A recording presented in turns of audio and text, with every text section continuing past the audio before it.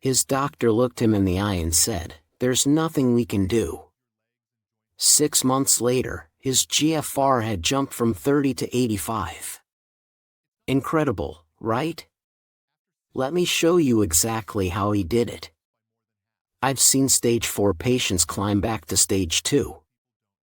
I've seen nephrologists shake their heads in disbelief, asking, "What on earth are you doing?"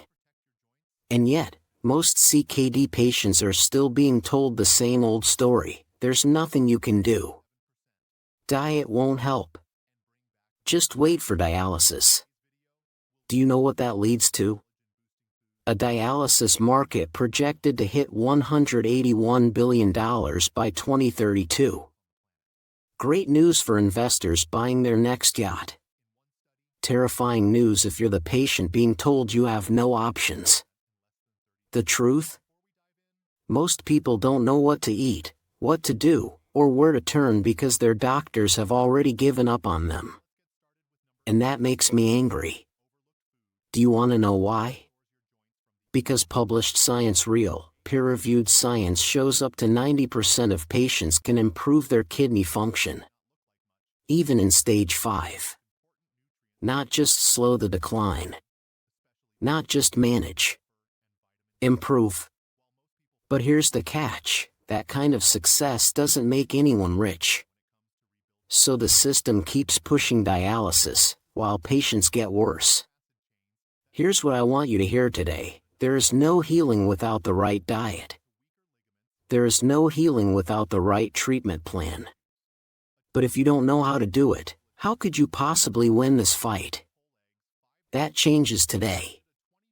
I'm going to walk you through the 7 steps that give you a real shot, a 90% chance at becoming one of the patients who improves.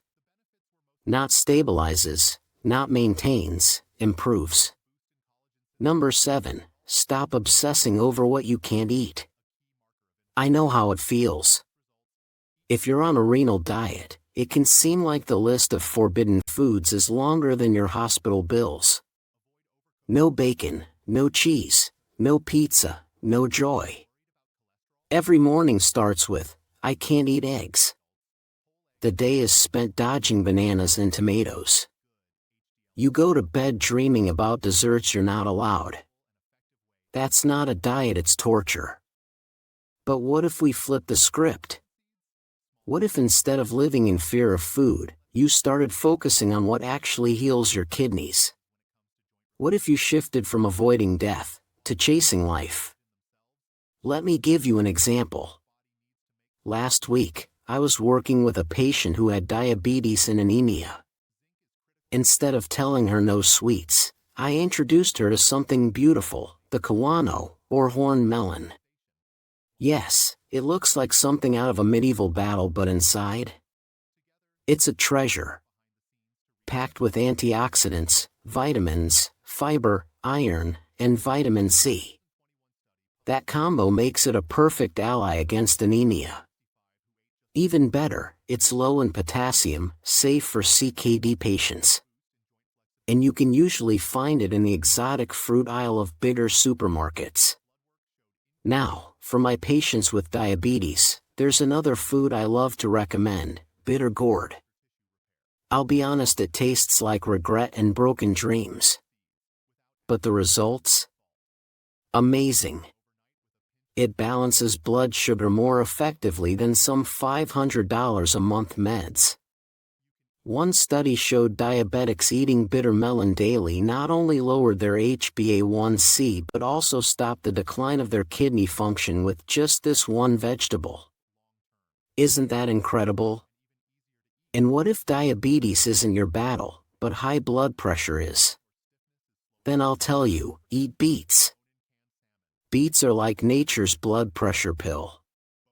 They're rich in nitrates, which relax your blood vessels, lower your blood pressure, and give your heart a well-deserved break.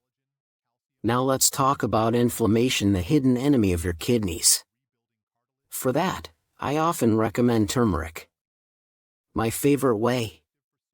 Golden milk. Blend it with ginger, black pepper, and olive oil, and you've got a soothing, healing drink that can put out the fire of inflammation like a skilled negotiator calming a heated standoff. And speaking of olive oil, this one deserves a spotlight. Olive oil doesn't just taste amazing, it fights inflammation so well that researchers compare it to incense. Imagine ibuprofen that actually protects your kidneys instead of damaging them. That's the power of olive oil. And when you bring all these foods together, you're stepping into the Mediterranean diet, which is now recommended as a foundation for kidney patients. It's not a diet of restriction, it's a diet of abundance. A diet built on fresh fruits, vibrant vegetables, healthy fats, and delicious variety. So instead of obsessing over the no list, think about this every time you wonder what to eat: berries, citrus fruits, grapes, olives, cucumbers, eggplant, tomatoes, and leafy greens, even kale and spinach. Wait, spinach? Yes, I know what your doctor said. But let's dig into that together. Number 6, the potassium lie. Let's have a real talk about this one. For decades, you've been told potassium is the enemy. No bananas, no spinach, no tomatoes. Like these foods were radioactive. And what happened while you were avoiding them? Your blood pressure shot up, your acid levels got worse, and your kidneys suffered anyway. I know just hearing potassium-rich foods probably makes half of you want to cross yourselves and call your nephrologist. But here's the truth, that advice wasn't helping anyone. In fact, years of research now show it was doing more harm than good. It's like spending your whole life terrified of the monster under your bed, only to realize it was just an insurance statement waiting for you. And yet, many doctors and dietitians are still forbidding potassium-rich foods, even though the science and the guidelines have changed. In fact, the latest CKD guidelines don't just discourage that old advice. They forbid it.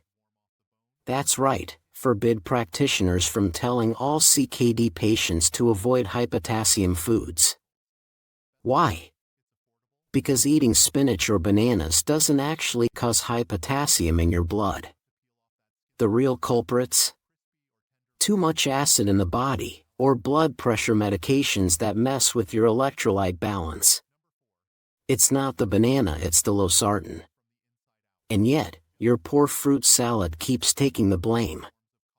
It reminds me of the 90s cholesterol craze. Remember when eggs were the villain? Your cholesterol is high, stop eating eggs. Meanwhile, people were spooning up ice cream like it was nothing. Spoiler, it wasn't the eggs.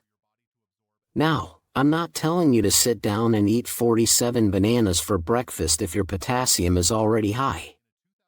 We fix that first. But once things are under control, bringing back foods like bananas, spinach, and tomatoes can actually help heal your kidneys. Because here's the bigger truth, the days of one-size-fits-all kidney diets are over. Your diet should be personalized to you, your labs, and your unique body. And if you want real results, if you want to learn how to put together meals with powerful foods that actually improve kidney function, that's exactly what I help my patients do. Number 5, the dangerous kidney toxin nobody talks about. Alright, my friend, it's time we talk about something your doctor probably hasn't even tested you for: the silent threat that can mean the difference between dialysis and freedom. I'm talking about phosphorus. Potassium always gets the spotlight. Sodium gets the blame. But phosphorus? It's like the forgotten child of kidney disease, quietly hardening your arteries, messing with your thyroid, and making your skin itch like crazy, while no one's paying attention. And here's what makes me furious. I can't tell you how many times I've had to order a simple phosphorus test for patients who were already seeing both a PCP and a nephrologist because no one else bothered. Sometimes it hasn't been checked in months, even years. But listen carefully, if you're in stage 3B or stage 4, you should be testing phosphorus every 3 months. Not once a year. Not when we get around to it. Because here's the truth, unchecked phosphorus is literally calcifying your organs from the inside out. Turning arteries into concrete. Destroying thyroid function. And yet it's so easy to miss. Now, here's the good news, we do have treatments. Phosphate binders can help tremendously, but only if someone actually prescribes them, and only if you take them the right way. And no, that doesn't mean you can eat steak smothered in cheese every night and think a binder will cancel it out. That's not how it works. This is where so many patients get confused. Some are told to cut out vegetables with phosphorus, which is a huge mistake. Don't cut the plants. Cut the steak and cheese. Here's why. Your body barely absorbs the phosphorus in fruits, veggies, and other plant foods. But phosphorus from animal protein and processed foods? That's a direct hit to your kidneys. So what do? Simple, stick with fruits and veggies, cut back on animal protein, and get smart about packaged foods. And here's my golden rule, if you see phos anywhere on the label, put it back on the shelf. Phosphoric acid, sodium phosphate, polyphosphate, it doesn't matter. If phos is in the ingredients, it's not safe. Because when it comes to phosphorus in your kidneys, there's no such thing as a safe dose. Number 4, the silent vitamin deficiency. This one's personal for me, because I see it every single day. A hidden crisis that quietly speeds up kidney failure and almost no one is talking about it. Here's the truth, most CKD patients are taking vitamins the wrong way. And it's hurting them. Let's say you're doing everything right, following a beautiful plant-based diet, carefully protecting your kidneys. But here's the catch, plants don't give you vitamin B12 or vitamin D. And those two vitamins? They're absolutely essential to keeping your kidneys alive and functioning. Now, here's where it gets even more frustrating. Your neighbor without kidney disease is probably taking a multivitamin without a second thought. But you? Your doctor may have warned you that vitamins are dangerous. And so, instead of being protected, you're left unarmed. The result? Up to 80% of CKD patients end up deficient in vitamin D. And I don't mean just a little low. I mean deficient. That deficiency shows up as crushing fatigue, protein spilling into your urine, bone loss that makes you fragile, and kidneys sliding into turbo decline mode. It's devastating and so unnecessary. But here's the good news, this can be fixed. Step 1. Take a proper renal multivitamin, the kind designed for kidney patients. Step 2. Get your vitamin D levels tested. Don't guess. Don't wait. Test. Because if you're struggling with weakness, fatigue, or stalled progress, it may not be your kidneys failing, it may simply be your body crying out for nutrients it isn't getting. I'll tell you this. I've seen patients who started correcting their vitamin deficiencies come back to life, energy restored, bones stronger, kidneys stabilizing. And you deserve that too. Number 3, how to use keto analogs. Alright, let's talk about something that could truly change the future of your kidneys, but that still leaves a lot of doctors scratching their heads. Number 3 is keto analogs. Now, if you're not familiar with them, don't worry, I'll break it down simply. Keto analogs are basically protein without the poison. They give you all the amino acids your body needs without the kidney stress, without the phosphorus overload, without the acid buildup, and without the uremic toxins. Imagine getting the benefits of a steak, without actually eating the cow. And here's the bombshell, the newest CKD management guidelines have made a huge shift. They now recommend something that would have seemed unthinkable just a few years ago, a very low-protein diet, 0.3 to 0.4 grams per kilogram of body weight supplemented with keto analogs. Let that sink in. For years, the rules were all over the place. Diabetics needed more protein, non-diabetics were told to cut back, and everyone got confused. But now, the guidelines say the same thing for everybody. 0.3 to 0.4 g per kilogram. And yes, that's really low. Even if you go fully plant-based and avoid high-protein foods like beans, nuts, and seeds, you'll probably still get about 0.6 to 0.9 g per kilogram. So without keto analogs, it's almost impossible to get that low safely. Why would they recommend such a strict restriction? Because here's the hard truth, every gram of protein you cut can literally add months, even years to your kidney life. That's how powerful this is. So here's the bottom line, if you're serious about not just maintaining but improving your GFR, keto analogs are one of the most effective tools we have today. It's not about giving up food forever, it's about giving your kidneys the best possible chance to heal. At the end of the day, it's a choice. Do you want convenience now, or kidneys later? Keto analogs give you the option to choose both, nourishment for your body, and protection for your kidneys. Step number 2, a reality check. So, how can you really have a 90% chance of stopping your GFR from sliding and even reversing it? Let me be completely honest with you, not everyone beats kidney disease. But here's the truth, science is shouting at us, most people can avoid dialysis. Any stage. Any age. Any situation. And the difference between those who improve and those who don't? It usually comes down to 2 things, getting informed, and taking action. When you take what I teach and actually put it into practice, not just watching passively, but doing, that's when the magic happens. That's when you stop putting everything else first, your job, your bills, other people, and finally put your kidneys first. And let me tell you, that's something 90% of people never do until it's too late. That's where your 90% success rate really comes from.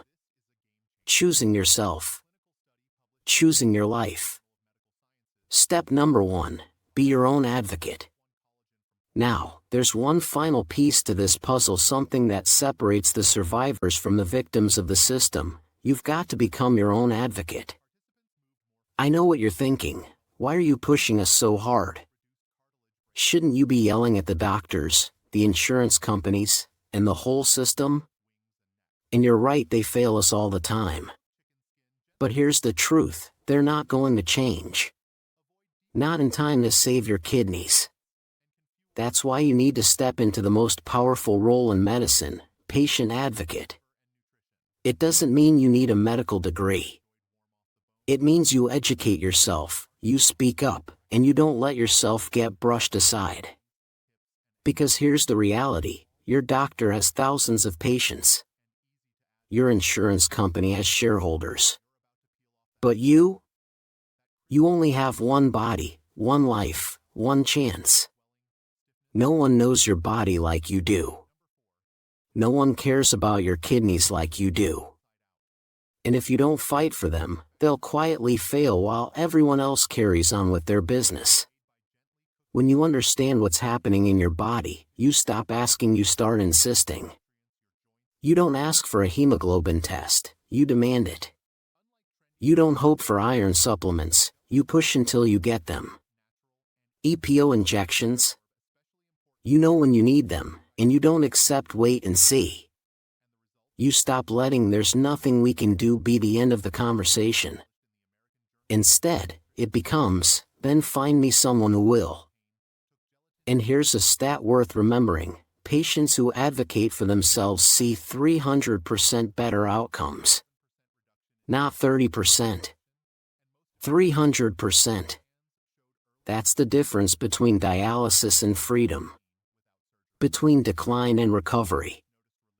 Every question you ask, every test you insist on, every treatment you fight for, that isn't being difficult. Polite patients get dialysis. Loud patients get results. And that's where I want to leave you today. If you want more kidney-saving advice, stick around, I've got another video waiting for you. Until then, thank you for watching. Take care of yourself, and God bless.